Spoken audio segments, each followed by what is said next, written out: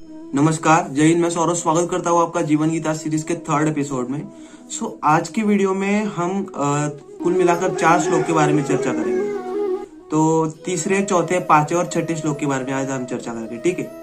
तो क्योंकि ये जो चारों के चारों श्लोक है वो एक दूसरे पर इंटरडिपेंड है ना। इस श्लोक में क्या है कि जो दुर्योधन है वो आचार्य के पास जाते हैं और कुछ बोलते हैं, तो वो जो भी वो बोले हैं वो हम इस श्लोक में जानेंगे और उससे हमें क्या सीखने को मिलेगा वो भी हम इस श्लोक में जानेंगे। पश्चैता पांडुपुत्राणाम आचार्य महतिंचमु व्यूढ़ा द्रुपद पुत्रेण तव शिष्येन धीमता। अब अर्थ क्या है इसका? दुर्योधन गुरु द्रोणाचार्य को कहते हैं कि हे आचार्य, आपके बुद्धिमान शिष्य द्रुपद पुत्र धृष्टद्युम्न ने ये जो पांडवों के लिए व्यू बनाया है उसको आप देखिए। अत्र शुरा महेश्वासा भीमार्जुन समायुधि युयुद्धानो विराटश्च द्रुपदश्च महारथा दृष्टकेतुश्च कित्ताना काशीराजश्च वीर्यवा पुरुजित्तु कुन्तिभोजश्च शैवेश्च नरपौण्डवा युधामन्युश्च विक्रांत उत्तमौजाश्च वीर्यवा सौभद्र द्रौपदेयाश्च सर्व एव महारथ। इसका भावार्थ क्या है? दुर्योधन आचार्य को कह रहे हैं, हे आचार्य, इस महायुद्ध में बड़े बड़े महारथी भीम और अर्जुन के समान पराक्रमी योद्धा भाग ले रहे हैं। सात्यकी, विराट, महाराजा द्रुपद, दृष्टकेतु, चेकितान, बलवान काशीराज, पुरोजित, कुंतीभोज, शैब्य, युधामन्यु, उत्तमौजा, सुभद्रा पुत्र अभिमन्यु और द्रौपदी के पांचों पुत्र इस युद्ध में भाग ले रहे हैं। देखो, आप बात ये आ जाती है कि दुर्योधन ये सब आचार्य को क्यों बता रहा है ना। देखो, अगर आप कुछ करते हो अपनी फील्ड में तो आपको अपोनेंट की पूरी खबर होनी चाहिए। तो बेसिकली दुर्योधन यही बता रहा है आचार्य को, जो भी पांडवों की ओर से सेना लड़ रही है उनके बारे में बता रहा है। देखो क्यों बता रहा है, मैं आपको बताता हूँ। रावण और श्री राम का युद्ध 8 दिनों तक चला था।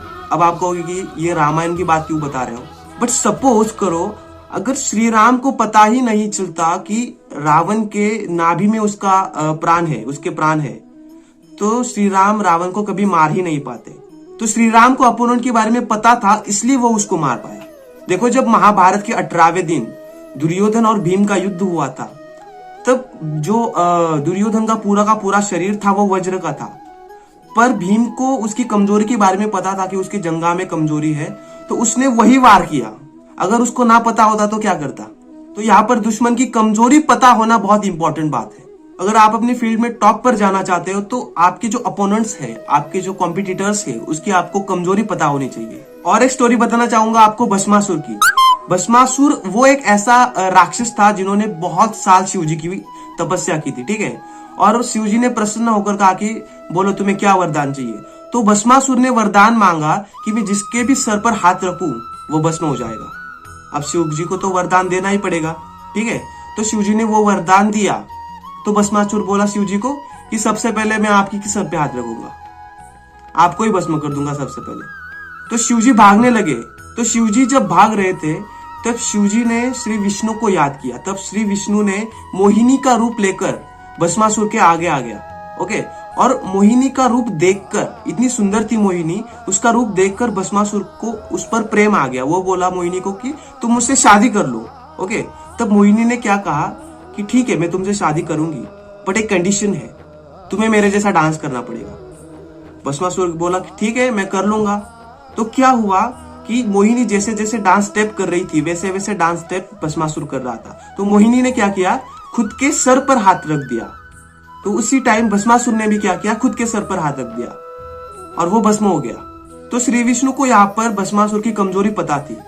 तो देखो, यहाँ पर सीखने वाली ये बात है कि अगर आपको सामने वाले के बारे में पूरा का पूरा पता चल जाता है, पूरी की पूरी कुंडली उसकी पता चल जाती है, तो आपको 2 चीजों के बारे में बेनिफिट होता है। एक तो आपको उसकी स्ट्रेंथ पता चल जाती है कि उसकी स्ट्रेंथ क्या है, और सेकेंड आपको उसकी वीकनेस पता चल जाती है। अब स्ट्रेंथ और वीकनेस पता चल के क्या होगा, सोचो अगर आपको सामने वाले की, आपके अपोनेंट की स्ट्रेंथ पता है तो आपके पास एक एडवांटेज रहेगा, ठीक है। फॉर एग्जाम्पल, आप कहीं युद्ध करने के लिए जा रहे हो और आपको पता है सामने वाले की भाई वो आग लेकर आने वाला है, तो आप पानी लेकर चले जाना। एडवांटेज तो आपके पास वैसे भी आ जाएगा। तो अगर आपको सामने वाले की स्ट्रेंथ पता होती है तो आप उसके हिसाब से एक्ट करते हो। अब सेकंड है वीकनेस। अब वीकनेस क्यों इंपॉर्टेंट है? देखो वीकनेस इसलिए इंपॉर्टेंट है क्योंकि आप उसके वीकनेस को देखकर एम लगा सको। जैसे श्री राम ने किया, भीम ने किया, भस्मासुर की केस में श्री विष्णु ने किया, वैसे ही आप एम लगा सको। अगर हम बिजनेस की बात करें तो सामने वाले की जो वीकनेस है उसे हम अपनी स्ट्रेंथ बना के बहुत आगे तक जा सकते हैं। तो बेसिकली दुर्योधन यही कर रहा है, गुरु द्रोणाचार्य के पास जाके बता रहा है सब कि पांडवों की सेना में कौन कौन है, पूरी की पूरी इंफॉर्मेशन लाके गुरु द्रोणाचार्य को दे रहा है। तो आपको भी जब आप अपनी सोसाइटी में उतरते हो, अपने फील्ड में उतरते हो, अपने बिजनेस में उतरते हो, तब आपके दुश्मन की हरकत और बरकत दोनों पर आपको नजर रखनी है और उसके हिसाब से एक्ट करके आपको आपका डिसीजन लेना है। तो मिलते हैं अगले एपिसोड में अगले श्लोक के साथ। तब तक के लिए जय श्री कृष्ण।